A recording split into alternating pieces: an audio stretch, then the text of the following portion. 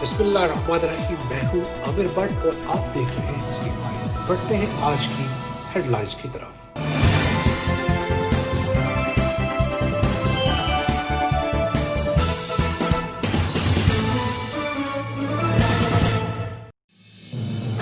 थाना अलीपुर चट्टा के नवाही इलाका थवैया में बाअसर मुलजमान ने मवेशी फरोख्त करने के बाद मेहनतकश की अदम मौजूदगी में इसके डेरे से खोल लिए और चौधरियों के डेरे पर बांधकर पुलिस की मदद से धमकाना डराना शुरू कर दिया।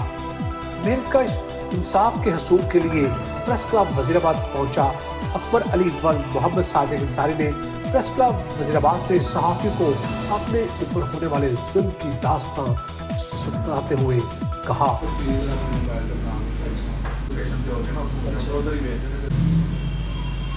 अकबर अली 1,60,000 दी मैं झोड़ियां लिया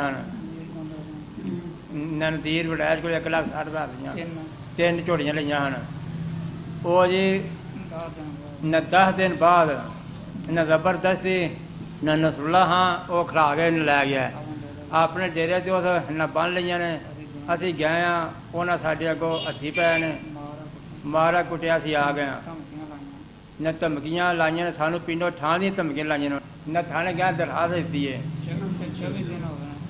या 24 दिन हो गए ने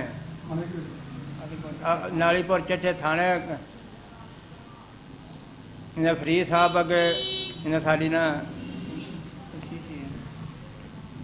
ये तस्वीर ही ने वो भी सानू उन्हें घल देने पे उन्हें जाके तरला मिनट करो माफ़ी मंगो अंज करो माल भी साडा है सानू दबका के उन्हें घल देने जी उन्हें जाके पैरी पवो तरले करो मिनटा करो मेहरबानी करो तो आप वजीरे आला पंजाब अगे RPO अगे ये साड़ी को मदद करो। सिटी फाइव न्यूज में फिलहाल इतना ही। बड़ी खबरों के लिए देखते रहिए सिटी फाइव टीवी। मत भूलिए हमारा पेज लाइक करना सिटी फाइव टीवी। तब तक के लिए इजाजत दीजिए। अल्लाह के बाद।